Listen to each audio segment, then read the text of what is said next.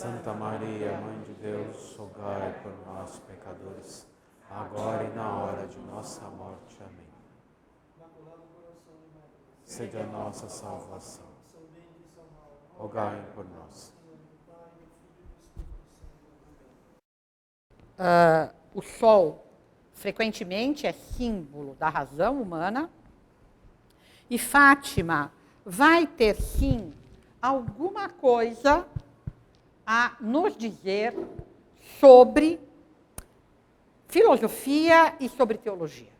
Vamos ver em que sentido, vamos ver como é que isso acontece e que lições filosóficas ou teológicas nós podemos tirar dessa revelação que vai tratar de problemas tão importantes para a Igreja, como o André mostrou muito bem, com coisas que não nos foram ditas, que não nos foram reveladas, sobre as quais nós podemos fazer conjecturas, mas cujo texto, de fato, nós não vimos, mas que fica claro, por tudo aquilo que foi apresentado, que o tema dessa parte escondida é o de uma grande crise na Igreja. E de uma crise de matiz, justamente, teológico, com base numa grande crise de caráter filosófico. Qual é o contexto ideológico de Portugal no começo das aparições? Nós, normalmente, no Brasil, nós temos uma ideia muito vaga de Portugal. Nós conhecemos mal a história de Portugal. E nós tendemos a ser, quanto a Portugal, um pouco ingênuos. Parece, assim, de uma maneira geral, parece, os portugueses são bonzinhos. Ainda mais a gente vê Fátima, toda aquela gente tão boazinha, e a gente fica com uma ideia muito errada do que era Portugal e do que era Portugal na época das aparições. Na época das aparições, Portugal atravessa uma das maiores crises da sua história, uma crise política, mas uma crise em que a política está como vem acontecendo em vários países da Europa desde a Revolução Francesa. Portugal está entre os 10 primeiros países do mundo a proclamar a República. E a República Portuguesa, ela vai ser, não sei se vocês lembram, se vocês sabem, em 1998, não só o rei é assassinado na rua por 2 anarquistas em carro aberto, as cenas da morte do rei até lembram as cenas da morte do Kennedy. Também a rainha estava no carro, também ela se levanta, porque ele é morto. Mas não só o rei é morto, como o sucessor do trono também é morto. É morto o rei e é morto o príncipe herdeiro. Os dois são mortos na rua em Portugal. E com isso, eles são mortos por 2 carbonários, que é uma sociedade secreta de origem italiana. E com isso, em 5 de outubro de 1910, vai ser proclamada a República. Mas a República Portuguesa, ela não tem nada... A nossa República, por exemplo, claro que é anticatólica, maçônica, sem dúvida nenhuma, mas não vai tomar imediatamente as medidas extremas que a República Portuguesa vai tomar. A República Portuguesa, ela é liberal, laica, e ela vai entrar imediatamente em conflito com a Igreja. Imediatamente ela vai expulsar os jesuítas, imediatamente ela vai fechar todos os conventos, imediatamente ela vai proibir o ensino religioso nas escolas, vai fazer a lei do divórcio. É um dos primeiros países a ter divórcio, é Portugal. Vai ter divórcio a partir de 1910. O Brasil vai ter divórcio 62 anos mais tarde. Vocês veem a diferença de clima. E vai separar a Igreja do Estado. E o Papa São Pio X vai imediatamente se manifestar, falar contra a República Portuguesa. Então, havia em Portugal, na época das aparições, uma luta aberta entre a Igreja e o Estado. É um clima que aqui no Brasil nós só vimos quando quem mandava aqui era em Portugal, só quando o Marquês de Pombal expulsa os jesuítas. No Brasil, a República nunca fez isso. A República nunca fechou os conventos do Brasil. A República nunca, digamos, se meteu... Vai ter um conflito com Dom Vital, mas, digamos, é uma coisa um pouco pontual, diferente da República Portuguesa, que era completamente... Vocês estão vendo aí essa manifestação? É uma manifestação anticlerical. Acho que não dá para vocês verem os cartazes, mas esses cartazes aqui dizem fora os jesuítas, abaixo os jesuítas. E vocês veem, Portugal é um país minúsculo. Olha o tamanho da manifestação. Uma manifestação em 1910. Então, o clima em Portugal era aquele país que o Marcelo nos descreveu. Um país que tinha nascido para propagar a fé, tinha nascido com um milagre. Poucos países nasceram com um milagre. Portugal nasceu com um milagre, era um país cuja missão no mundo era propagar a fé. Mas nessa época, Portugal tinha abandonado completamente a sua vocação e, digamos assim, de uma certa maneira, Portugal, neste momento, odiava a sua vocação. Claro, que a gente sabe que nunca é o povo que faz as coisas.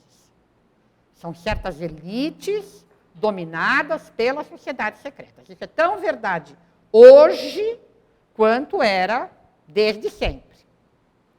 Mas, enfim, aquilo que aparecia... Claro que essa manifestação não tem só a elite aí, mas tem toda aquela gente que é dominada pela elite.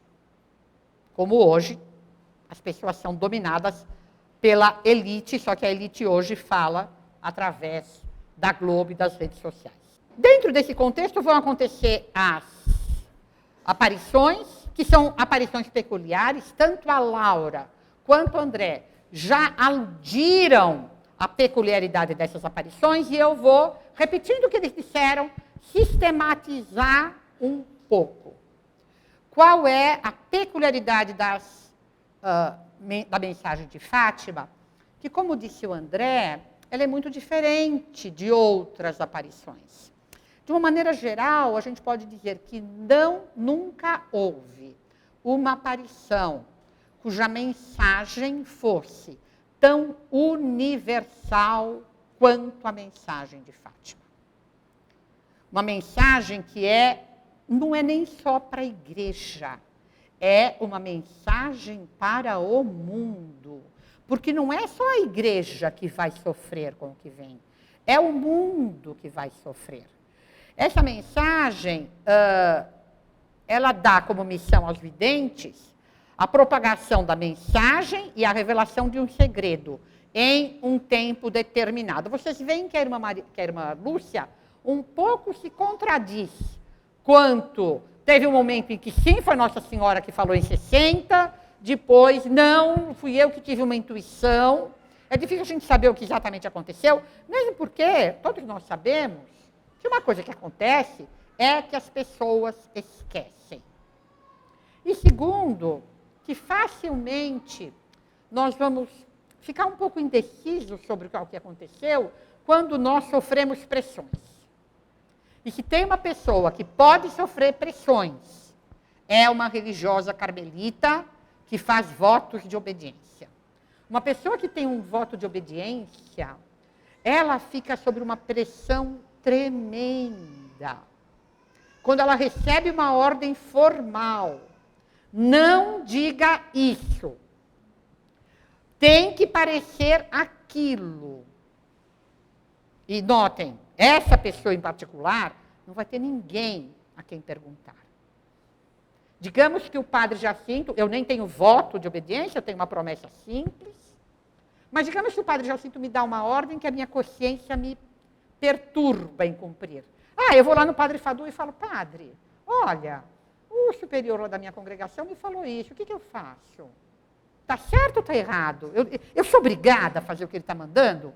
Agora, uma freira trancada num Carmelo, ela não vai nem falar com quem não deixar ela falar. É uma situação extremamente difícil. Então, a gente julgar sobre os atos da irmã Lúcia é uma coisa extremamente complicada. Porque é uma situação muito peculiar a dela. Então, é muito difícil a gente saber. Mas, de fato, ela um pouco se contradiz. Teve um momento em que me parece, sem pressão, ela diz, foi Nossa Senhora que deu a data. E depois, em um outro momento em que, sob pressão, ela diz, fui eu que inventei a data. Então, eu tendo mais a acreditar, mesmo porque eu não gosto desse negócio de intuição, eu tive uma intuição que em 60 seria mais fácil compreender.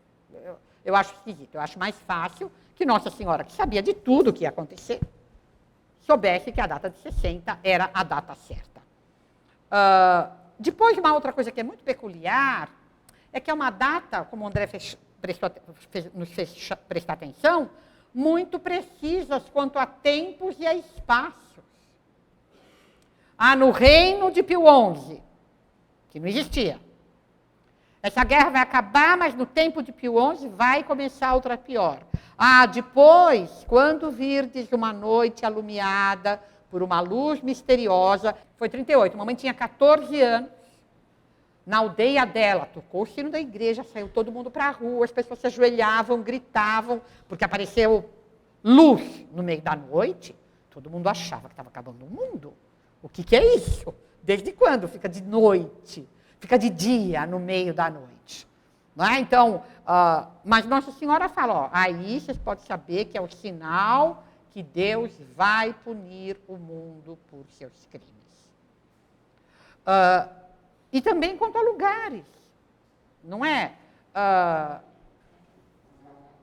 A Rússia espalhará seus erros pelo mundo. Lembrem, aqui não tinha nem ocorrido a Revolução Comunista, quando Nossa Senhora fala isso em julho, a Revolução vai ser em outubro, né? A gente fala na Revolução de Outubro, para o nosso calendário era novembro, né? Quando estoura a Revolução, né? Porque o calendário russo é ligeiramente diferente do nosso. Mas, enfim, não havia neste momento nenhuma peculiaridade nos erros russos. É verdade, eles eram ortodoxos, mas não é que a religião ortodoxa era uma coisa que estava se espalhando pelo mundo. Depois, os gregos eram tão ortodoxos quanto os russos. E depois, o que é mais peculiar, é que em Fátima acontece um milagre, pelo menos tão grande quanto o de Pentecostes, e sob certos aspectos, maior. Porque Pentecostes foi um milagre assim, para todo mundo ver. Mas todo mundo, sem imprensa, sem rádio, sem jornalista, todo mundo num fim do mundo da Judéia. E depois, não teve anúncio prévio, não teve hora marcada. Não é que São Pedro mandou colar uns cartazes por Jerusalém, amanhã, às 9 da manhã, sensacional milagre de Pentecostes. Venham assistir. Não, mas Nossa Senhora fez isso. Tal dia, tal hora, farei um milagre para que todos acreditem. Venham assistir. Todo mundo sabe que o século mandou um representante, um jornalista, para ir lá debochar. O século era no jornal anticlerical. Eles queriam ir lá debochar das pessoas. Mesmo nesse livro que o André tem,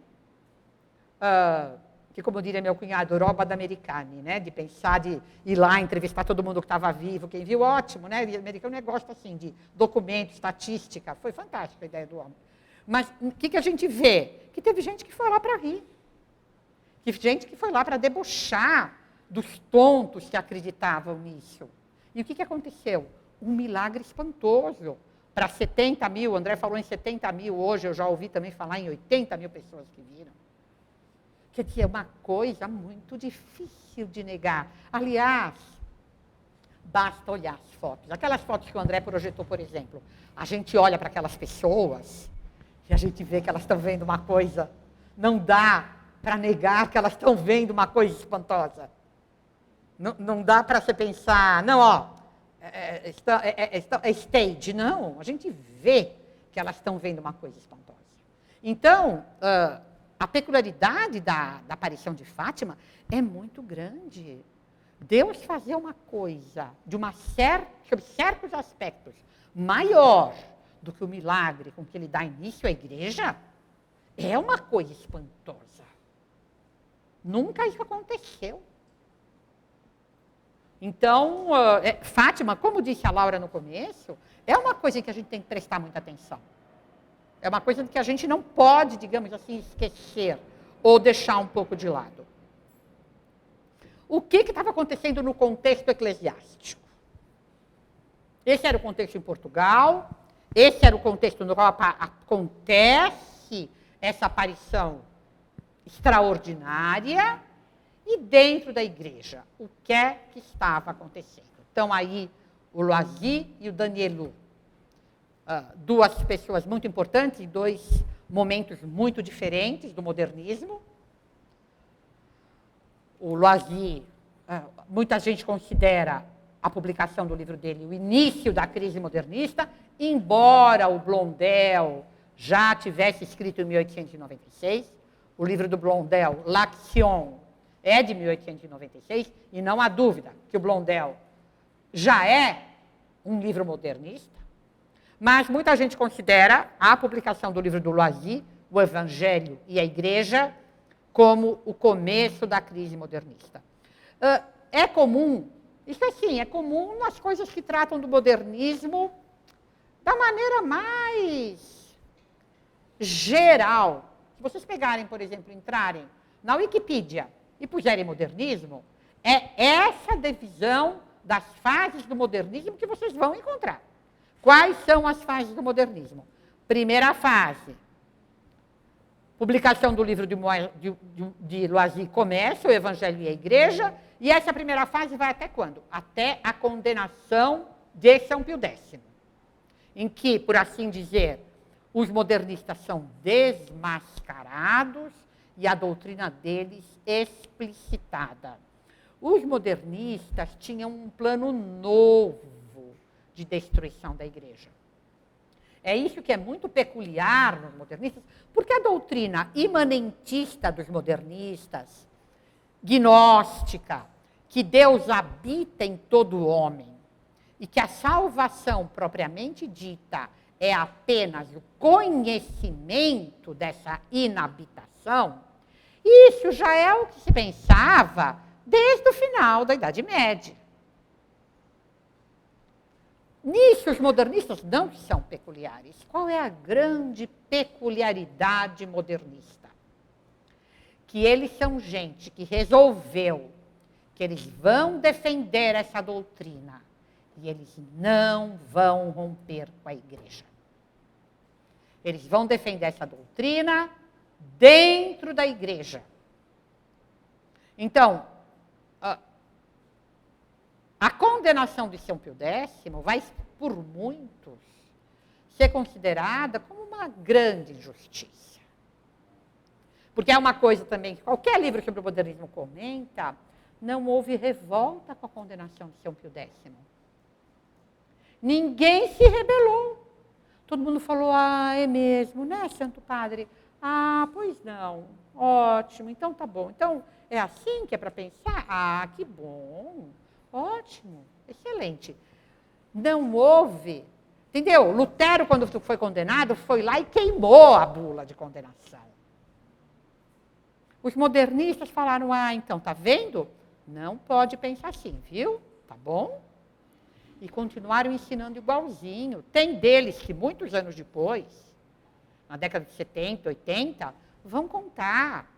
A gente passava nos seminários cópias de livros que tinham sido aprovados, sem as páginas que a gente não queria que Roma não gostasse.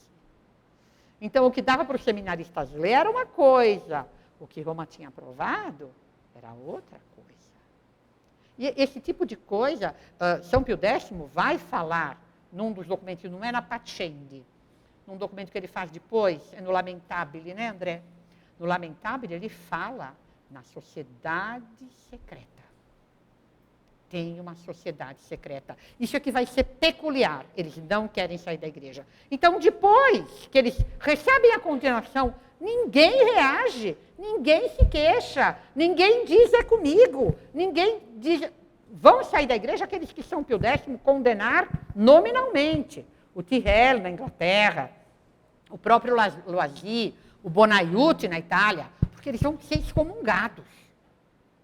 Mas quem não foi excomungado nominalmente, continua. Tendo que se submeter se submete. Ah, tá, então não é para eu pensar isso que eu ensinei? Ah, então tá bom, então eu não vou mais pensar, tá bom? Então fica combinado assim. Eles não querem sair. Então, vai ter depois movimentos como o Sion e outros. O Sion primeiro, o São Pio X vai elogiar, depois vai condenar. Depois, a segunda grande onda do modernismo, que vai ser bastante universal também. Claro, o modernismo, ele é principalmente francês, inglês e alemão. Mais do que tudo, ele é francês. Normalmente se fala assim, o modernismo não atinge os outros países. Não é verdade. Todo mundo ia estudar na França, na Alemanha e na Inglaterra. Todo mundo, sobretudo, ia estudar na França. E a Itália estava lotada de modernistas. Il Santo, que é talvez a maneira mais eficiente de divulgação do modernismo, Il Santo é um romance, não é um livro de teologia. Escrito pelo Fogazzaro, foi condenado também pelo Papa, que é uma coisa rara. Normalmente a igreja não condena romances. Il Santo foi condenado. Mas um monte de gente leu Il Santo. O próprio Bento XV, por que ele se chama Bento? Porque Il Santo do Fogazzaro se chamava Bento. Ele era o principal inimigo de São Pio X, Monsignor della Chiesa. O São Pio X considerava muito feio. Eu não gosto nem de considerá-lo muito feio, porque ele era a cara do meu sogro. Então, por simpatia pelo seu Guilherme, eu nem quero que o Monsignor della Chiesa seja tão feio assim, mas são muito parecidos, os dois muito feios, de fato. São Pio X dizia, bruto como o Monsignor della Chiesa, feio que nem o Monsignor della Chiesa. Ele era super modernista, super inimigo de São Pio X. E tanto que ele vai tomar o nome do personagem principal do livro que São Pio X condenara. Então, tem depois essa segunda fase, porque eles vão ficar e vão continuar trabalhando. Eu li um livro de um cardeal, bispo de Estrasburgo, agora eu não vou me lembrar o nome dele. Um livro interessante, chama-se Osseio de Neuvy, No Limiar de uma Vida. É um livro que ele escreve quase morrendo. E ele comenta como o seminário dele era modernista, como eles ficaram consternados com a condenação e como os professores deles vão explicar para eles como eles têm que agir agora para continuar ensinando e pensando as mesmas coisas e nenhum professor ser tirado e não acontecer nada esquisito no seminário. A nova teologia nos anos 30 vai ser condenada por Pio XII só na década de 50. E com um problema grave. Não menciona nenhum nome. Condena teorias, mas não diz quem defende essas teorias. E aí, quem vai ser excomungado? Ninguém. Quem vai sair da igreja por causa disso? Ninguém. Um amigo do Teilhard de Chardin, que esse sim sai, mas é um personagem de segunda categoria, não é ninguém que a gente conhece. Ele sai e ele escreve para o Teilhard de Chardin, se queixando. Como é que você fica? Essa igreja que pensa todo o contrário do que a gente defende. E o Teilhard de Chardin vai responder para ele que ele julga que só a Igreja Católica tem uma estrutura que possibilite uma difusão adequada das ideias deles. Então, que ele acha que o melhor é continuar e que ele vai continuar dentro da igreja. Quer dizer, é puramente uma instrumentalização da igreja. Bom, essas coisas gerais. Qual é a fase seguinte do modernismo? Porque o que acontece? Essas pessoas que, sem ser nomeadas, a doutrina delas tinha sido condenada por Pio XII, quando ele condena a nova teologia, na Humani Generis, o que vai acontecer com elas na fase seguinte do modernismo? Elas vão virar todas peritos do Concílio Vaticano II. São elas que vão ser os grandes teóricos do concílio. E é assim que o modernismo vai entrar na oficialidade da igreja, que é o que diz o Jean Guiton, grande amigo de Paulo VI. Olhando agora para a condenação de São Pio X, eu fico espantado.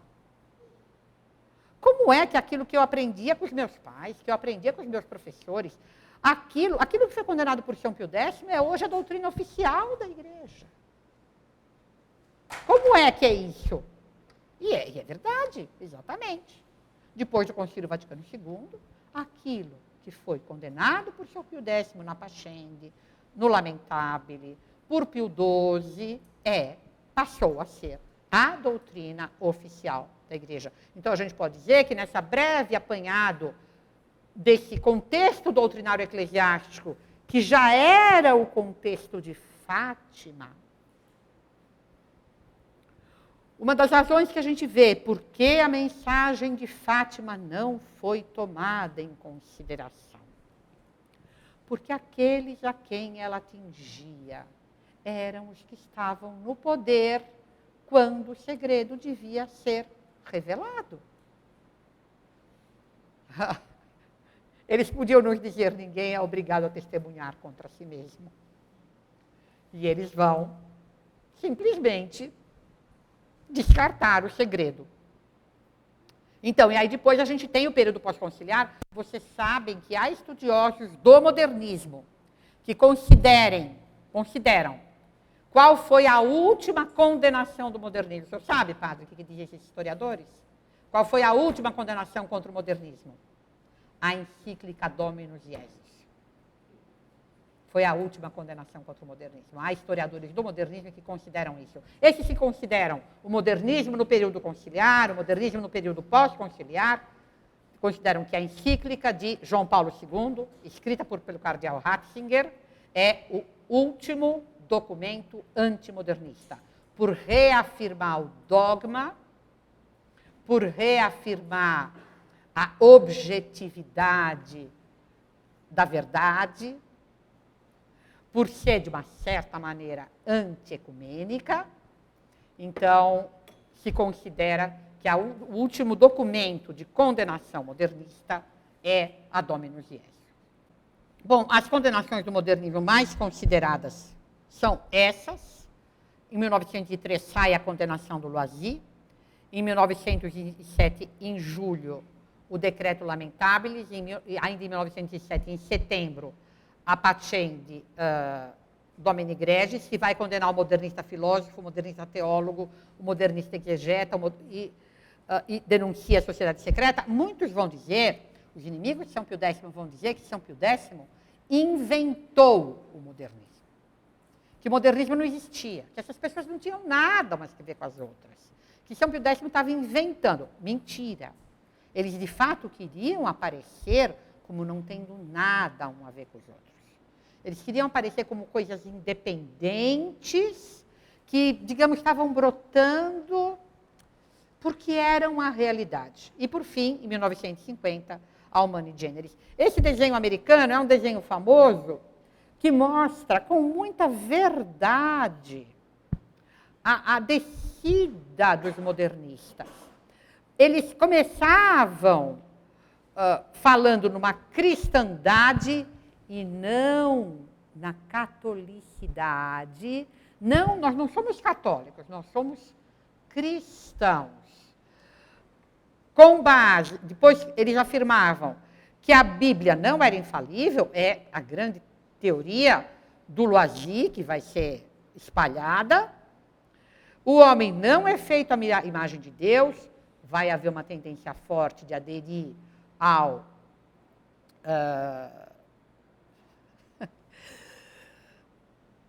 evolucionismo. Não há nascimento virginal de Nosso Senhor. Nosso Senhor não é Deus propriamente dito, ele vai ser Deus como todo mundo é Deus, porque todo mundo tem uma partícula divina. Simplesmente Cristo é alguém que vai perceber isso e vai ensinar isto para os outros. é propriamente a gnose. Cristo se percebe Deus e ensina para os outros que eles são Deus.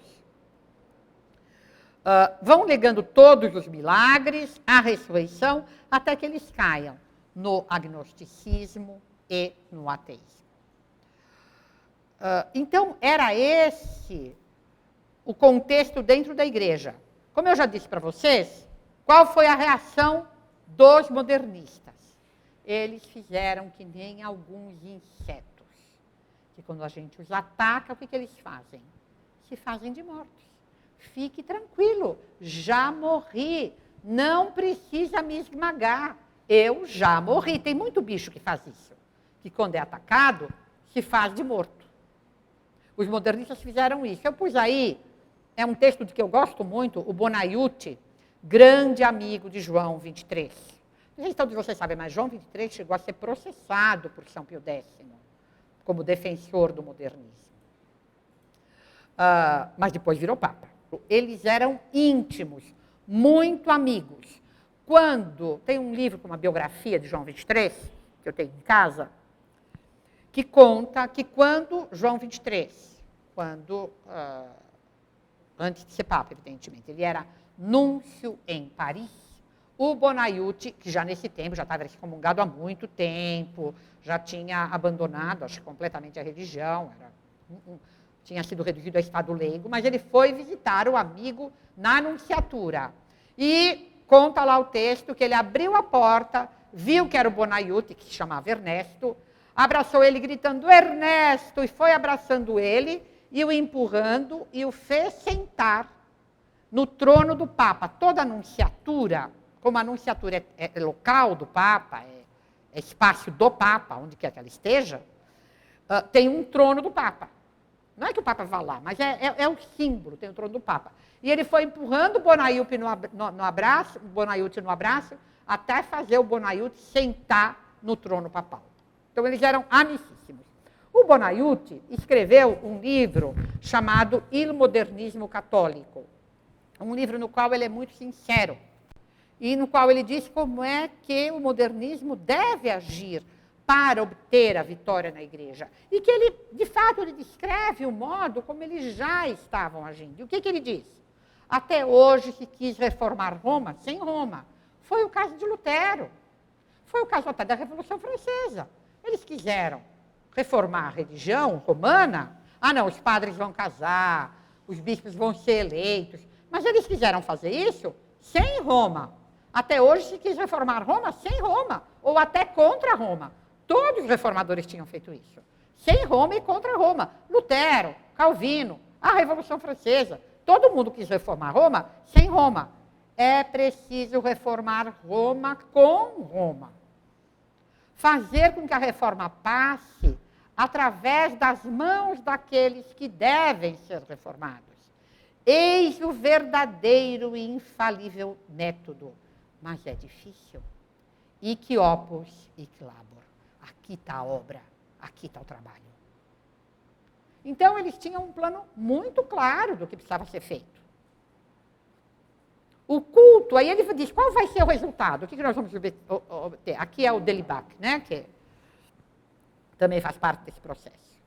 O culto exterior continuará durando, assim como a hierarquia. Mas a igreja, enquanto mestra dos sacramentos e das suas ordens, modificará a hierarquia e o culto, segundo os tempos. Ela tornará a hierarquia, mais simples, mais liberal. E o culto, mais espiritual. E por essa via, a igreja, tornar-se-á um protestantismo. Mas um protestantismo ortodoxo, gradual, e não um violento, agressivo, revolucionário, insubordinado. Um protestantismo que não destruirá a continuidade apostólica do ministério eclesiástico, nem a própria essência do culto. Eu acho que, sinceramente, é difícil uma pessoa ser mais clara sobre o que é que vai ser feito, como é que precisa agir. Nós vamos continuar dentro da igreja, nós vamos transformar a igreja num culto protestante, mas sem brigar. Vamos deixar, continua a hierarquia, continua tendo missa, tudo vai ficar protestante devagarinho e sem briga. Então, por que eu estou falando tudo isso? Porque tudo nesse contexto é contra isto que Nossa Senhora vem falar em Fátima. É isto que está se instaurando neste momento.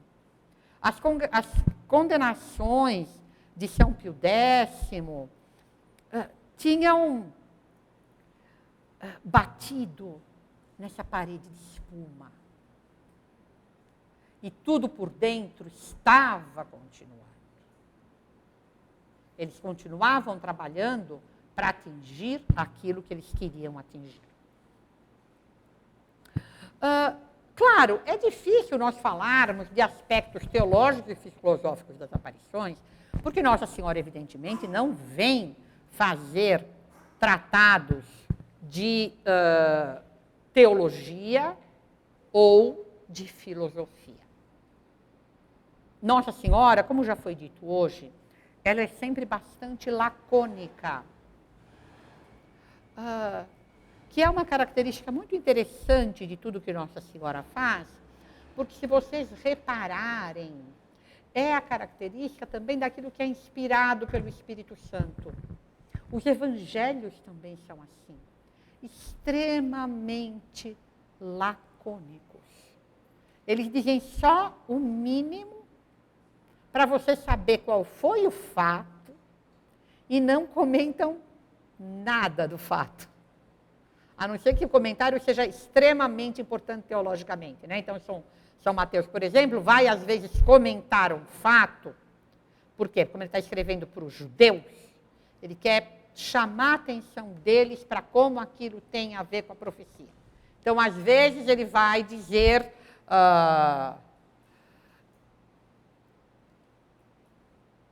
quando ele conta as tentações de Nosso Senhor no deserto, e isto aconteceu para que se cumprisse o que está escrito: do deserto chamei meu filho. Mas não é que São Mateus vai ficar sempre comentando. Mesmo, por exemplo, ainda hoje eu li o trecho em que ele conta: estava um homem sentado no telônio, e Jesus disse-lhe: vem e segue-me. E ele, levantando-se, imediatamente o seguiu. É assim que ele resume a vida dele. Ele está escrevendo o Evangelho e ele conta assim a história dele com Jesus. Tudo que ele tem a dizer do encontro dele com Jesus é isso. É muito bonito, né? É muita grandeza que tem nessas poucas palavras. Nossa Senhora fala igual. Ela é sempre muito lacônica.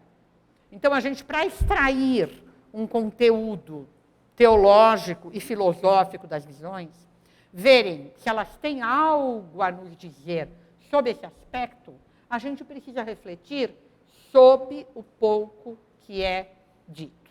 Está aí essa menina com essa carinha impressionante, a Jacinta de Fátima. E tem isso aqui que os videntes contam, que Nossa Senhora pergunta a eles: quereis oferecer-vos a Deus para suportar todos os sofrimentos que Ele quiser enviar-vos, em ato de reparação pelos pecados com que Ele é ofendido e de súplica pela conversão dos pecadores? E eles respondem: sim, queremos. E depois ter muito que sofrer. Mas a graça de Deus será o vosso conforto. Qual é a importância teológica disso aqui? E o que isso tem a ver com esse contexto filosófico e teológico que nós vimos, que era o contexto teológico e filosófico da Igreja de Portugal neste momento? É evidente neste trecho uma suposição não mencionada daquilo que se chama a teologia do sacrifício. Por que eu pus aí Santa Gemma Galgani? Porque ela é uma santa quase dessa época, ela morreu em 1903. E ela também vai participar profundamente dessa mesma teologia. Parece que Deus, neste momento da história, Santa Gema vai ser um caso muito paradigmático disso, mas as crianças de Fátima também. Nosso Senhor se compraz em levantar, em suscitar santos que deixem mais clara essa teologia. E por que essa teologia do sacrifício, ela é fundamental na teologia católica tradicional. E vai ser profundamente atacada e negada pelo modernismo. A base dessa teologia é o fato, que todos vocês conhecem, de que a ofensa infinita feita a Deus pelo pecado exige uma reparação que precisa ser infinita. E que, portanto, ela exige,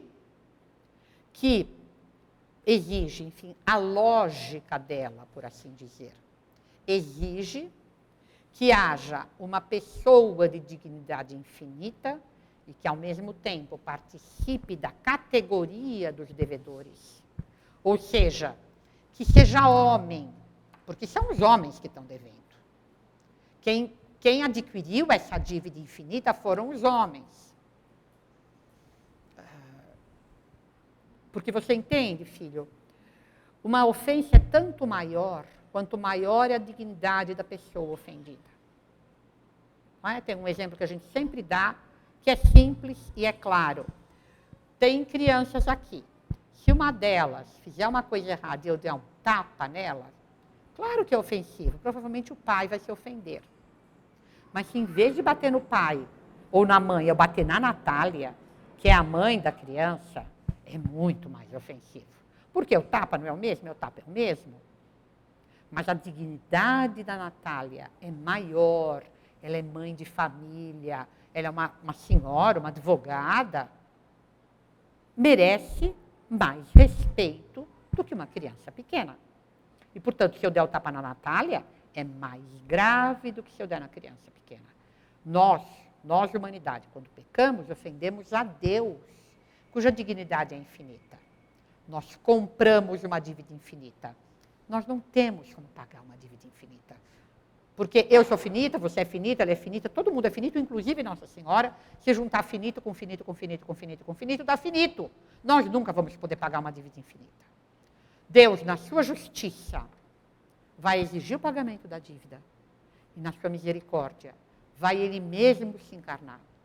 Para que haja um homem que, sendo Deus, tem dignidade infinita. E que, quando faz qualquer coisa, tem um valor infinito. Então, isso, digamos, é a base da teologia do sacrifício. Mas tem também um segundo aspecto, que é a comunhão dos santos. Nosso Senhor, ao estabelecer que serve Ele pagar para nós, estabeleceu que também serve o André pagar para mim. A partir do momento que o André tiver de posse da riqueza de Cristo, o que ele faz? Ele faz com a riqueza de Cristo. E ele pode fazer por mim. É uma espécie de multiplicação da riqueza de Cristo. Por isso que a Sagrada Escritura diz, de São Paulo, é preciso completar em nós o que falta à paixão de Jesus Cristo. Não porque objetivamente falte algo à paixão de Jesus Cristo, mas é que nós, do momento que nós somos integrados nesse corpo místico, nós precisamos fazer a nossa parte desse sacrifício. E aí eu posso sofrer pelo Paulo pode sofrer por mim, nós podemos sofrer uns pelos outros. Mas toda essa fonte dessa riqueza está fora de nós. Ela vem de um Deus que nos é exterior, que se quis fazer homem e nos fazer participantes, mas não é uma coisa que nos é imanente, que nós temos por natureza. Justamente um dos erros do modernismo vai transformar o sobrenatural em natural. Nós somos Deus por natureza, não por participação na vida de Cristo. É o que eles vão chamar de estricecismo. Eles vão dizer que a doutrina, não vou falar assim a doutrina tradicional porque fica feio, mas tem essa doutrina errada, estricecista. Deus, a santidade estão fora de nós. A doutrina certa é intricecista. Deus, a santidade, estão em nós. Claro, então, que para o modernismo, a teologia do sacrifício é um absurdo. Não é que nós temos que ter uma participação na vida de Cristo, e que é isso que nos salva, e que nós podemos, tendo essa participação, oferecer os nossos pobres sacrifícios pelos outros. Nada disso. Todo mundo já tem Deus dentro de si. A pessoa só precisa saber disso. Então, eles vão me criticar essa espiritualidade sacrificialista, essa espiritualidade, eles dizem, dolorista. Como assim sofrer? O diabo, quando tentava Santa Gema, o diabo é modernista. Ele falava, ele aparecia para ela como um jovem super bonito, agradável, perfumado, e falava, vem comigo, de quem você gosta? Desse que te faz sofrer tudo isso. Como que você vai gostar dele? Olha essas tuas chagas, essa coroa de espinhos que ele partilha com você. Deixa de ser boba. Vem comigo, você só vai ter alegria. Menos explicitamente, mas é de uma certa maneira, essa religião que vai ser oferecida. Uma religião sem sofrimento. Nada disso. Vamos nos alegrar. Vamos comemorar. Nós estamos salvos. Então, em primeiro lugar, nega-se a teologia segundo a qual a morte de Nosso Senhor seja um sacrifício propiciatório oferecido a Deus Pai. Até recentemente, eu li um livro de um grande teólogo contemporâneo, uma pessoa até de quem eu gosto de ler os livros, tem muito livro dele,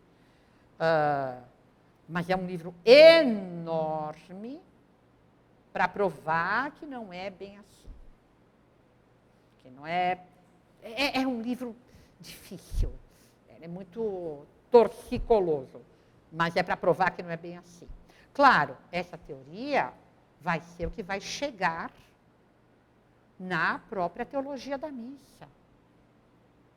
Porque se não há esse sacrifício propiciatório em si, é claro que a missa não pode ser a renovação desse sacrifício propiciatório. A missa tem que ser outra coisa. Ela vai ser um banquete. Ela vai ser uma comemoração. O Papa Ratzinger, Bento XVI, vai dizer no livro dele, não tem cabimento dizer que a missa é uma renovação da ceia.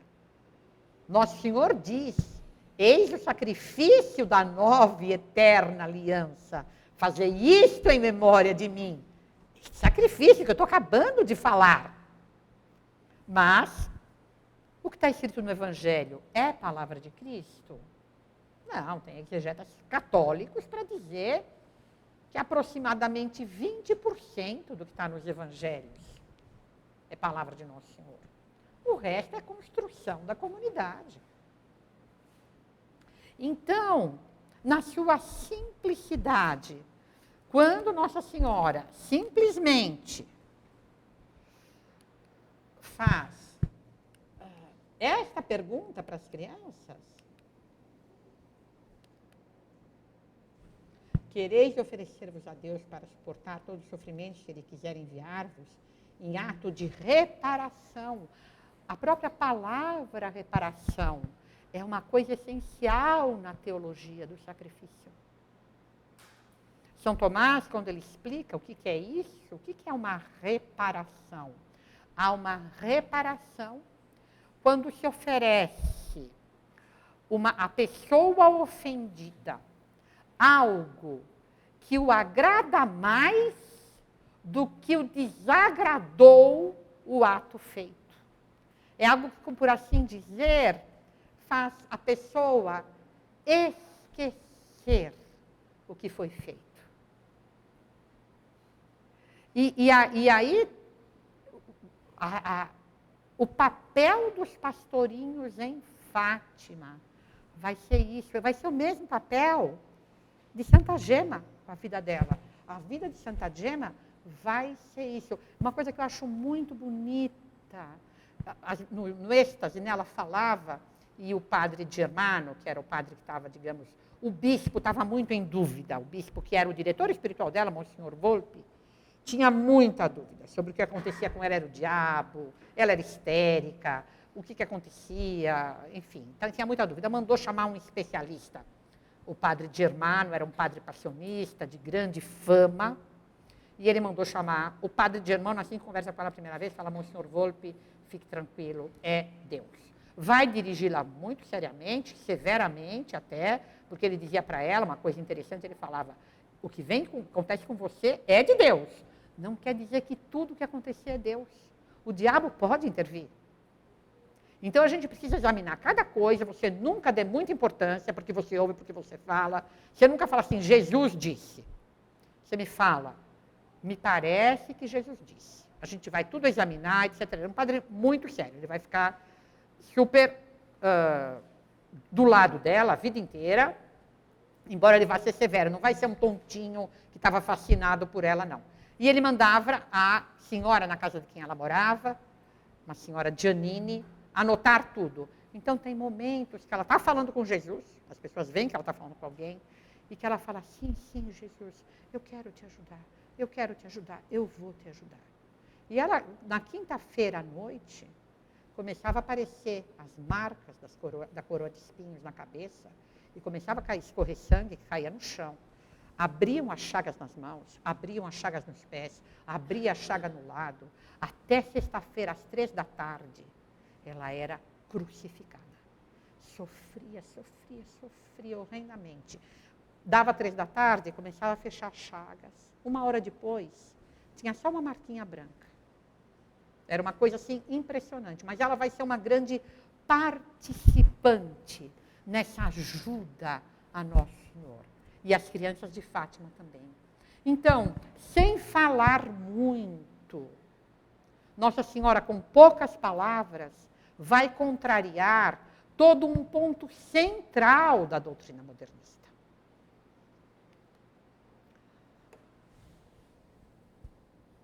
Um segundo ponto também muito importante, também muito breve, Nossa Senhora é sempre discreta.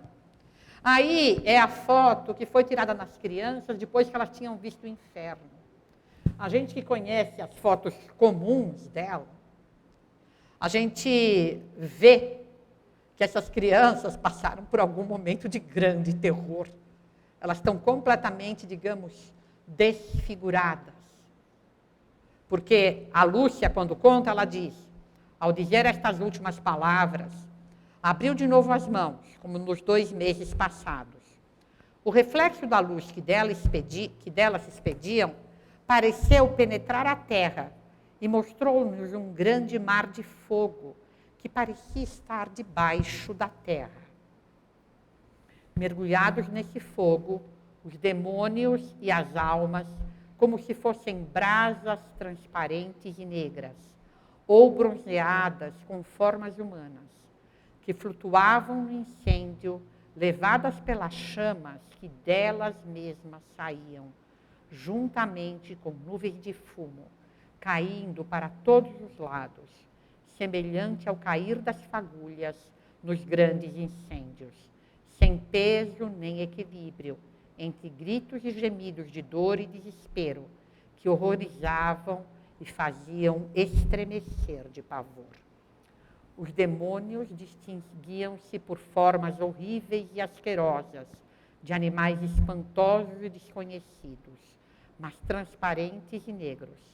Esta vista foi um momento, e graças à nossa boa Mãe do Céu, que antes nos tinha prevenido com a promessa de nos levar para o céu, na primeira aparição. Se assim não fosse, creio que teríamos morrido de susto e pavor. Uma descrição impressionante de uma pessoa que, coitadinha, aprendeu a escrever tarde e que, evidentemente, não conhece literatura, mas que simplesmente descreve aquilo que viu. E haveria muitos aspectos interessantes, do ponto de vista teológico, até para a gente analisar. Eles eram queimados por um fogo que saía deles. Olha que coisa interessante. Assim como o reino dos céus está dentro de nós, também o fogo do inferno está dentro de nós. Não é muito interessante o jeito que ela descreve, sem peso nem direção, como as fagulhas num grande incêndio. Muito, muito bem descrito, não é? E que combina exatamente o que ela diz. Eu creio que nós teríamos morrido de pavor. O rosto deles é exatamente isso, de quem está disposto, quem está prestes a morrer de pavor. Bem, o que isso tem a ver com o nosso tema? Com esse contexto religioso que nós estamos vendo, esse contexto filosófico, teológico, tem muito a ver. E vocês veem que essa questão do inferno, Nossa Senhora quis perpetuar.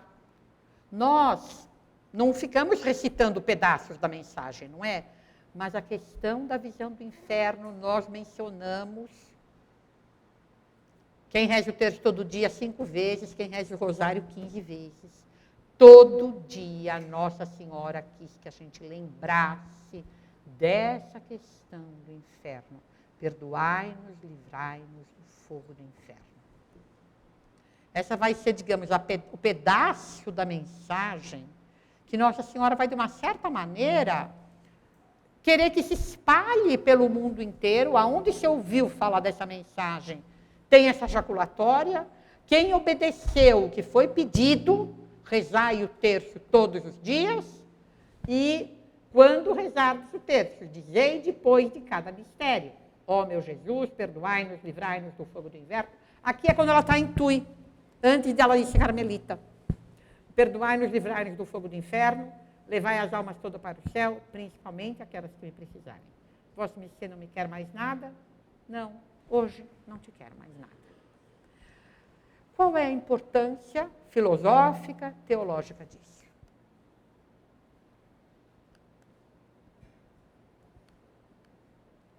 A importância é que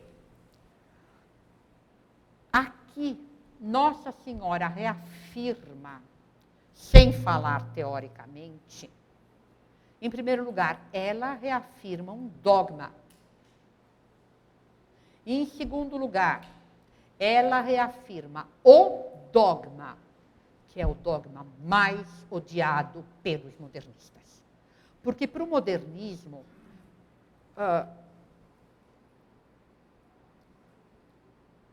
a revelação é interior, como o André diz. Porque, na verdade, a revelação não é uma revelação de verdades. A revelação é uma revelação de algo que existe dentro de mim, e é a própria divindade. Para nós, católicos, o que é a revelação? É Deus que faz afirmações a respeito dele mesmo. E o que é a fé? Eu acreditar nessas coisas que Deus disse a respeito dele, porque Deus é Deus e não se pode enganar nem enganar. Então Deus vai me dizer: eu sou uno e trino. E eu vou acreditar por quê? Porque Deus sabe se ele é uno e trino ou não. Deus não se engana quanto à natureza dele. E Deus, sendo bom, não quer me enganar quanto à natureza dele. Para o modernismo, A revelação não tem nada disso. Nada de estressicismo. Nada de uma coisa que está fora de mim. A revelação é algo que está dentro de mim. E não é uma revelação de verdades. É uma revelação de uma vida dentro de mim. É uma revelação de Deus dentro de mim. Ora, essa manifestação de Deus que habita em todos nós é que é a revelação, ela é interior.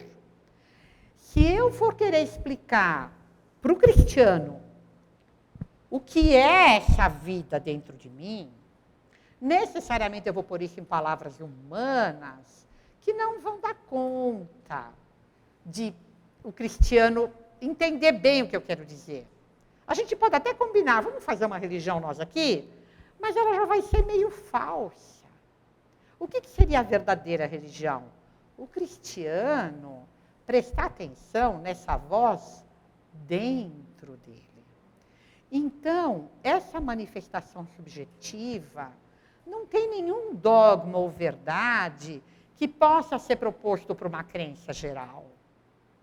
Cada um tem que sentir a religião dentro de si e fazer aquilo que acha melhor. Muitas vezes, hoje em dia mesmo, na igreja católica, por que você vai aqui? Porque aqui eu me sinto bem. E dentro de todos os dogmas, o dogma da existência do inferno é particularmente execrado pelo modernismo. Porque cada homem, na verdade, cada ser é santo por si mesmo. Cada ser, cada homem particularmente, tem essa partícula divina que o faz santo. Diz até uma encíclica papal, cada homem, por ser homem, tem dentro de si Deus. Então, como é que Deus vai ser condenado? É claro que não. Isso não existe. Quem é o cardeal que dizia se o inferno existe, está vazio? Era o Danielu? Era o Danielu, né? Porque, claro,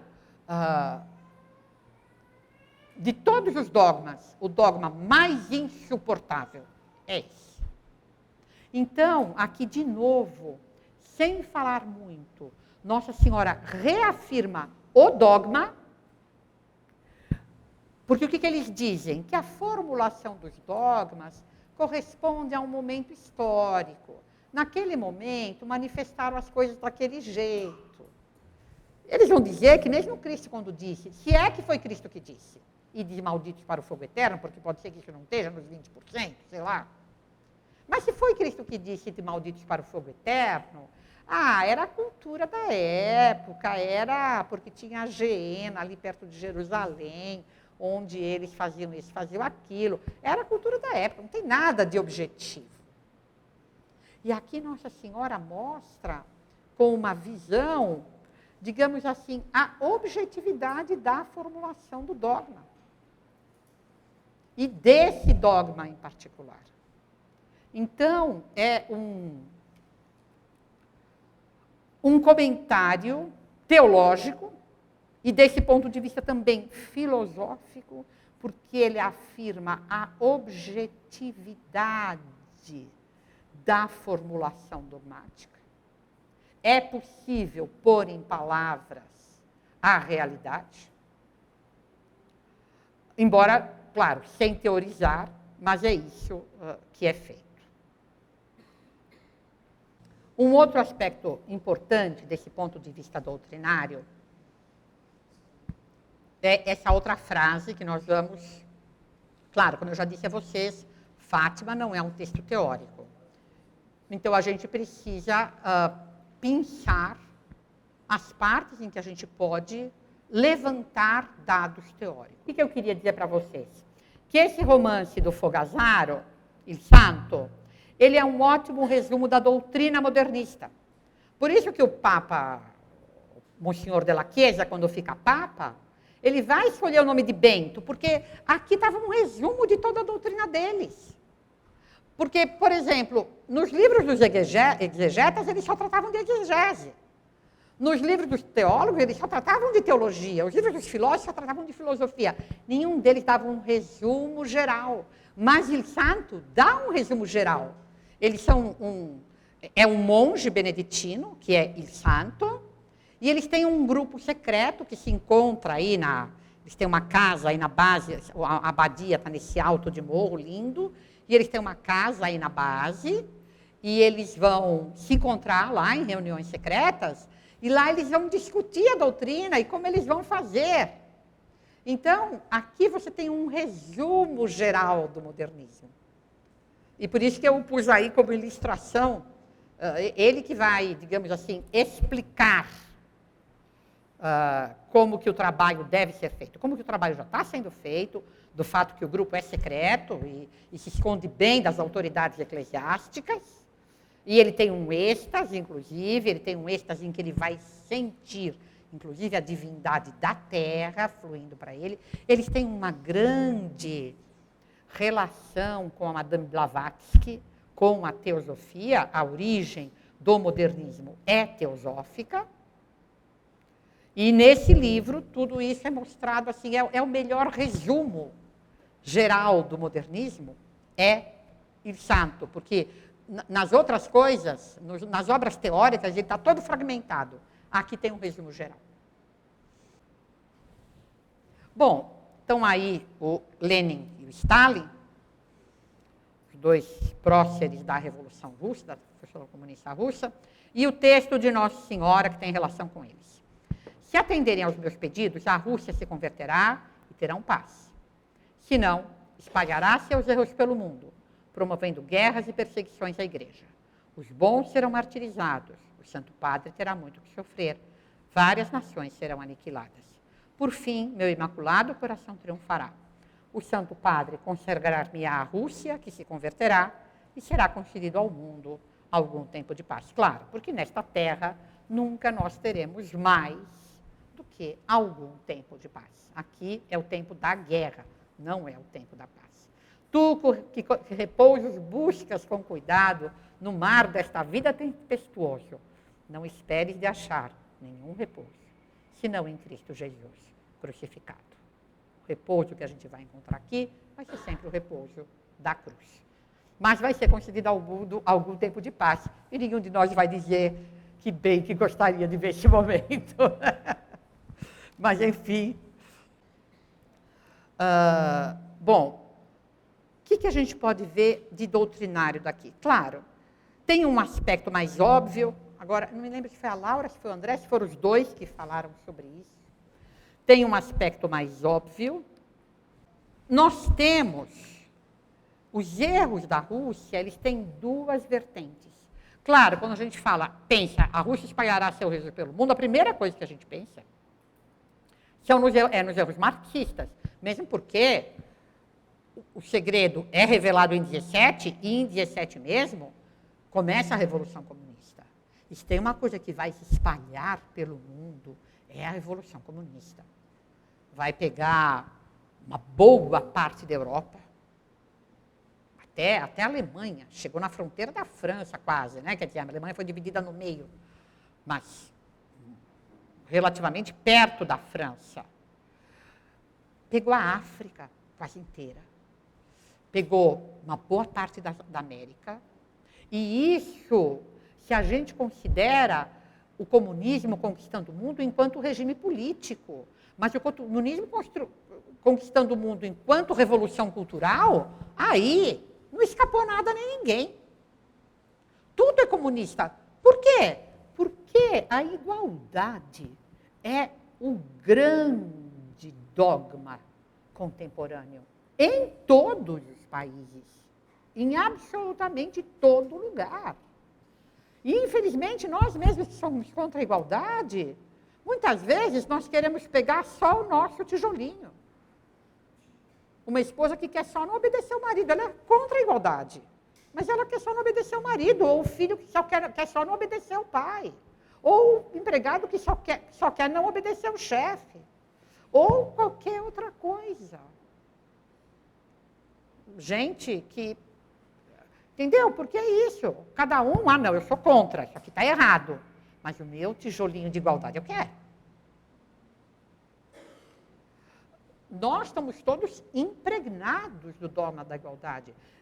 A tal ponto, quando a gente lê coisas de outros tempos, é fácil a gente se chocar um pouco. De ver como o mundo era desigual. Como as pessoas encaravam a vida de outro jeito. Como as pessoas eram vinculadas umas às outras. E assim se percebiam. Então, as ideias marxistas que criaram o comunismo soviético, que depois da Segunda Mundial vai se espalhar pelo mundo inteiro, a primeira coisa que a gente pensa. Dentro da igreja, essas ideias vão gerar a teologia da libertação, que vai ter um papel importantíssimo, inclusive, da conquista política do comunismo em amplos lugares do mundo. Como eu falei ainda hoje para vocês, em Angola, por exemplo, os padres e as freiras estavam completamente associados à guerrilha. E devem ter conquistado para a guerrilha muita gente. Aqui no Brasil, a guerrilha comunista saiu das fileiras da ação católica. Muita gente que foi para a luta armada entrou pelas paróquias. Na Nicarágua, a Revolução Comunista foi inteiramente feita pela igreja. Então, claro, tudo que parecia impensável em 1917 vai acontecer.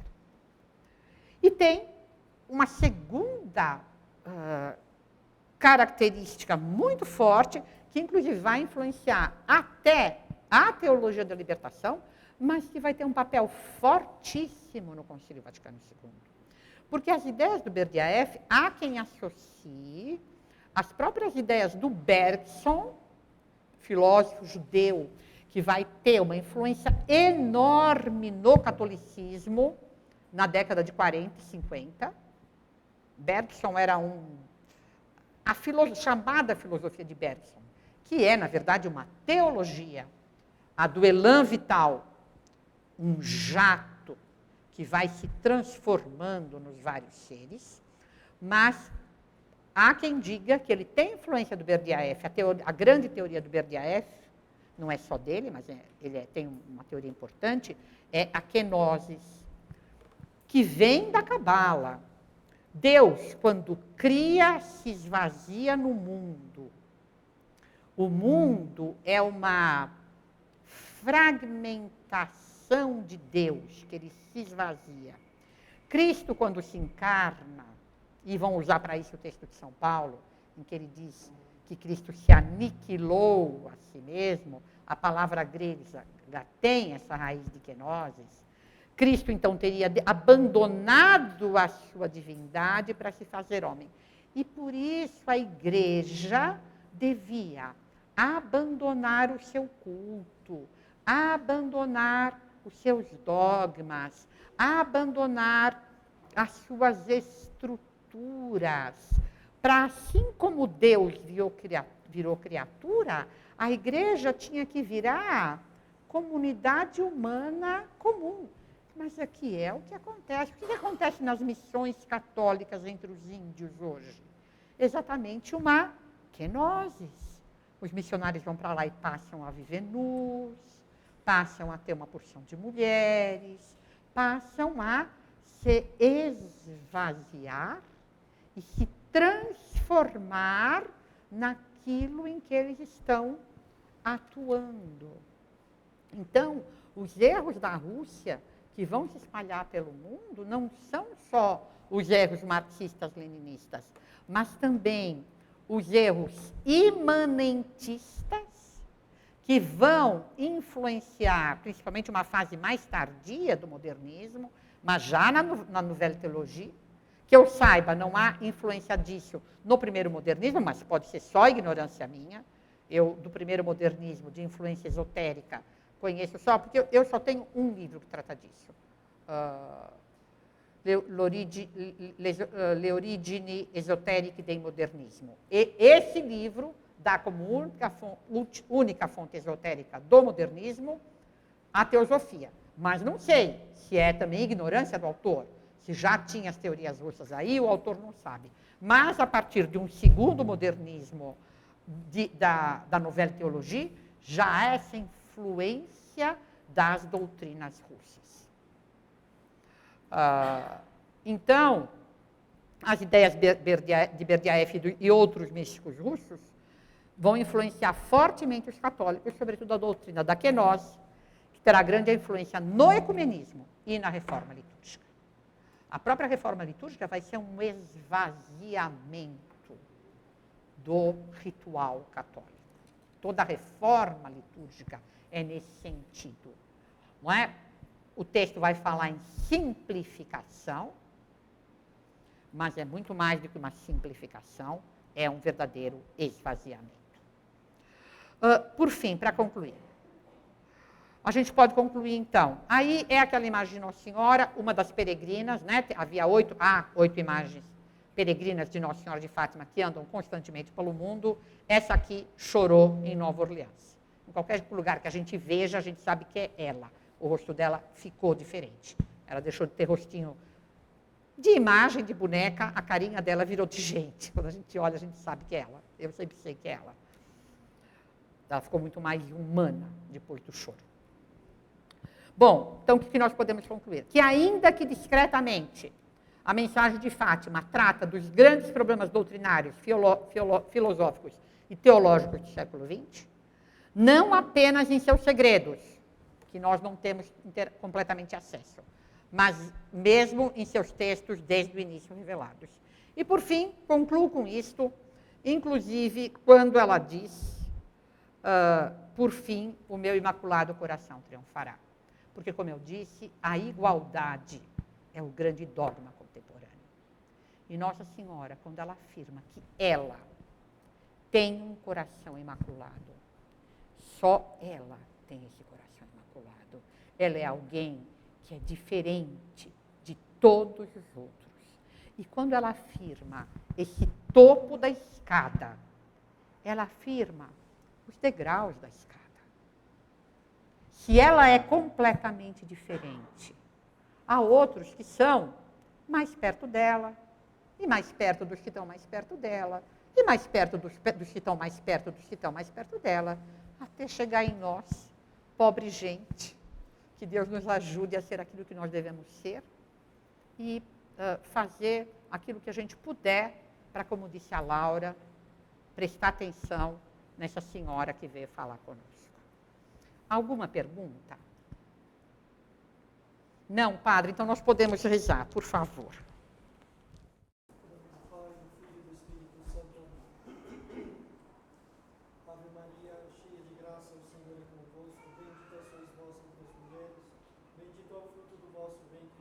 Santa Maria, Mãe de Deus, rogai por nós, pecadores, agora e na hora de nossa morte. Amém. Seja a nossa salvação. Rogai por nós.